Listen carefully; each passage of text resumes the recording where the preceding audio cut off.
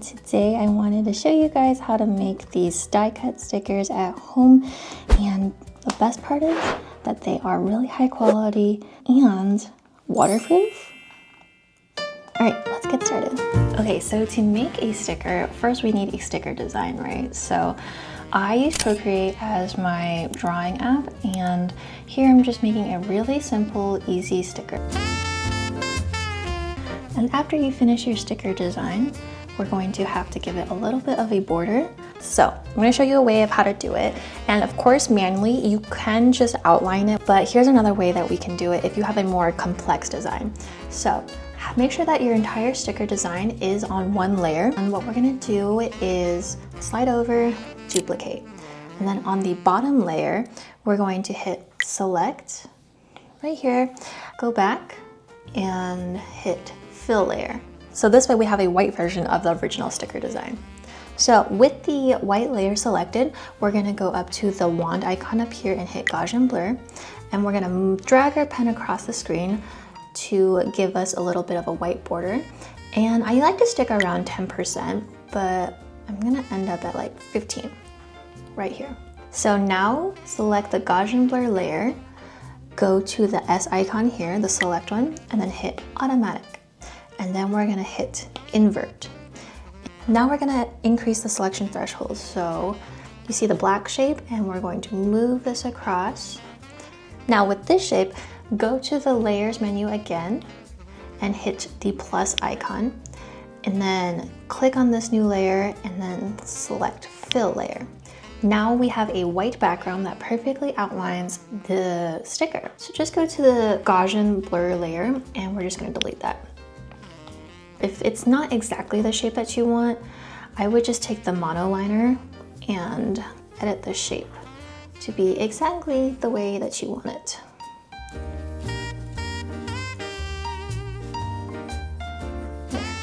That seems a little bit better to me. So with the outline, sometimes it does come out a little bit pixelated, and we ideally don't want to do that because the Cricut reader will read these cut paths as like individual little paths. So it's going to cut like this.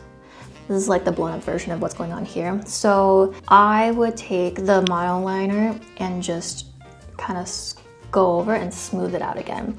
And this kind of defeats the purpose of doing everything that I just showed you. But if you have a way more complex design with like text and like details, I would do the Gaussian blur method and then go in and just smooth out the edges manually. The combination of the two just gives you the best layout and format for the Cricut to read. So yeah, I'm just gonna finish cleaning this up and then we will continue from there. Okay, so after you finish your sticker border, you wanna turn the background off and share this as a PNG file. Send it to your computer. I'm just straight up airdropping it. Okay. On your computer, open up Cricut Design Space, and here we have the blank page. On the bottom, I'm gonna go upload, upload image, and then I'm gonna look for my sticker file. Here, I'm gonna hit continue, and then we don't have a background, so all of this is fine. And on this page now we're gonna hit flat graphic because we want it to print and then we want to cut it out. So continue, and then I named it Cutie Boy and just uploading. Okay, so now that this is in my Cricut space, I'm going to edit the size of it. I tend to like stickers that are like 3 inches, just under 3 inches. The other thing that we need to do is go on the side menu, click shapes, and then just hit the rectangle. Right here is just 2 by 2. Go over here to the size and hit the unlock button.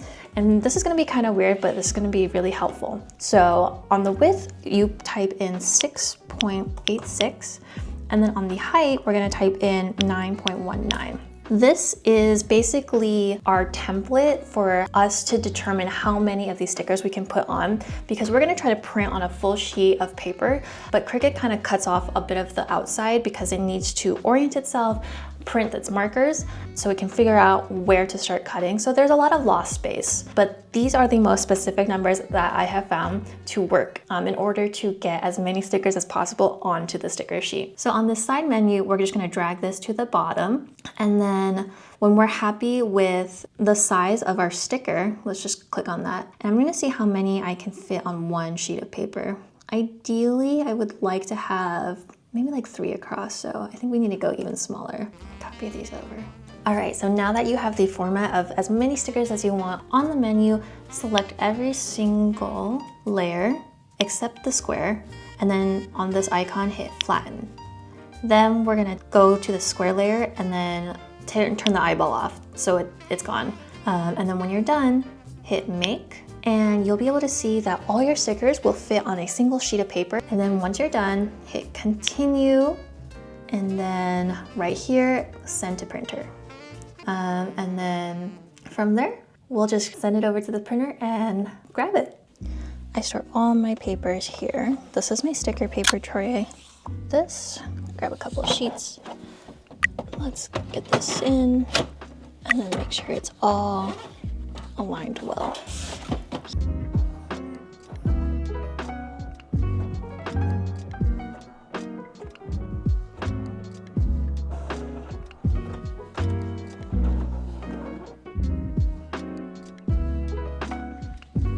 The other thing that I'm going to bring out, the other tool, is a cold laminate, and it's a really cheap one. These are like 20 bucks, but these are totally a lifesaver. I love this. Here I have a sheet of laminate. This is just an Avery self-laminate sheet, and then I have my paper cutter. So if you notice here on the sheet, there are the little black spots on here. This is so the Cricut can read this and know and like orient itself. I'm going to put this sheet of laminate, this is our waterproofing aspect, on top. But I want to make sure that the marks are still readable. So I'm going to cut this so it sits right within the marks. So if you put something that's too shiny on top of it, I find that it's too reflective and then the Cricut has trouble reading. So let's do this. Okay, so I have my file, and then I want the peel here, this like pre-cut section on top. I just find that it makes life easier, and then I'm going to scooch this in and mark right within the borders. So up there, and then one. Moving all that aside, here's my paper cutter right here, and slice, and slice her up. Okay, so now we have a perfectly sized laminate sheet. So now's the fun part. We're gonna take this, lift the top lid off, and then I'm gonna align the bottom corners to the bottom of the markings. Seal that in. Lift this up. Up here in the corner, I bend the top corner just so the piece comes off. Flip it around. And just elegantly maneuver this so it comes out flat right on top. Yes! Next step is you're going to take your cold laminator, turn it on. As you can see, it's not flattened out and you don't want to have any air bubbles on here. So what I like to do is do a cold laminate. You don't need to do heat, and then you just feed this in and it will manually press the laminate on top of your stickers so it'll be nice and flush.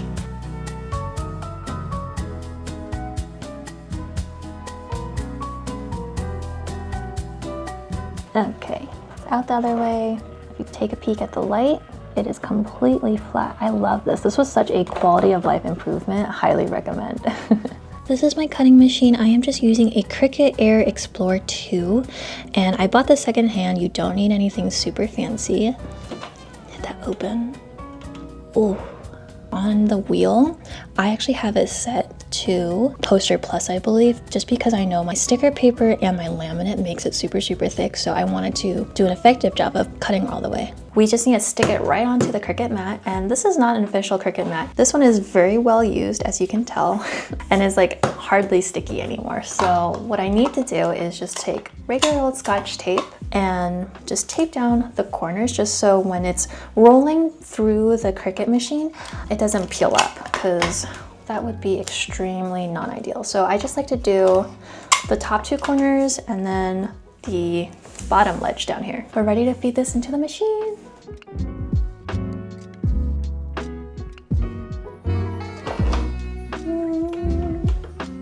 All right, let's feed this right in.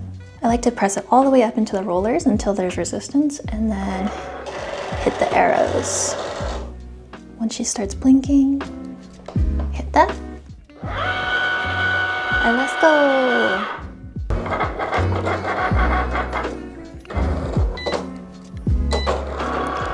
And because we picked Poster Plus, it will actually run the cutter twice.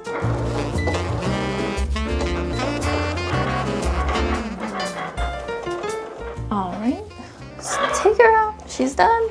This is the most satisfying part, lifting it up. That was not as elegant as I wanted it to be, but here we are. Perfect cuts. Sweet. Now we have these perfect die cut stickers that you made at home. But we're not done here. I need to show you guys how well they hold up underwater. Oops. Okay, so here we have two of my stickers. As you can see, it's that thick, really thick paper, and it has a glossy sheen to it. I just want to run a dishwasher test. I've actually never done this before, but we're gonna give it a shot. So here's the first one, her on here.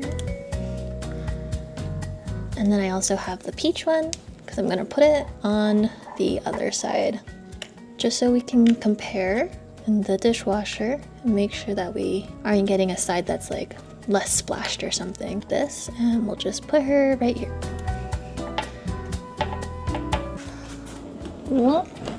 We've got a full dishwasher. Thinking we try to fit her in like right here, right in the middle. Like that. All right. Put this in here.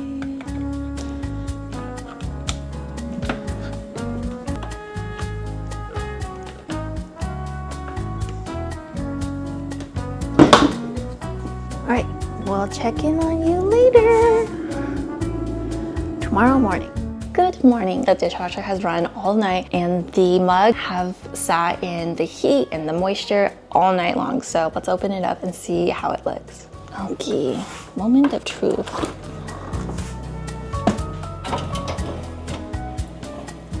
Oh my goodness. Wait a second. Ah, okay. Hold on. Let's bring this out to the light. It actually looks really good.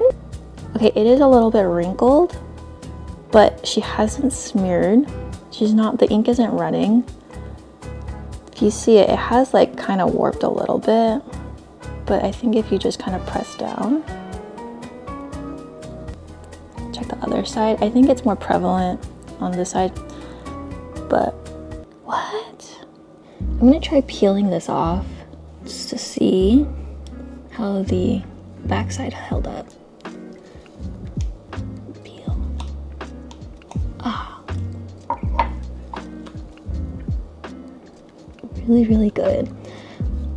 I can't say that this is completely like dishwasher proof. I don't know how many runs it would be able to take before it like kind of got ruined, but this is the backside. So I think the heat did warp the paper on the round cylindrical surface of this mug. But it looks really good. Holy crap. Get this guy off too. It peels really, really well. There's no residue left on this. This one, also a bit wrinkly. Backside. Comparison, this is the kind that I use now when I outsource, just because it takes me too much time to hand make these anymore. But this is what the one that I have get professionally made now looks like. It's more matte, and I actually prefer this. And let's do a hand wash test. Put the cup. Put this back on.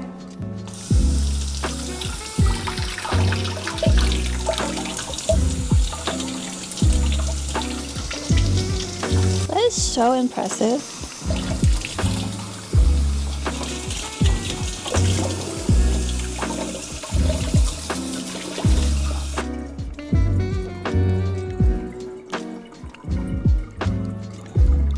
I've always told people that these are water resistant and not necessarily waterproof, because I've had issues in the past where water sits on it, it does ink bleed a little bit, but maybe that these are just like, I did a really good job with these ones or this batch, and it's like this. But I have all the products that I used linked in my Amazon storefront, which is in my bio down below. If you found this helpful and you want to use the same things that I did, please consider using my link, because I just get a tiny cut out of it, but it costs no extra to use. Just consider it like a little tip. I'm so excited that this did go well. So after this test, I hope that you guys are fired up to make your own creations and whatnot. Thanks for joining me. I'll see you in the next one.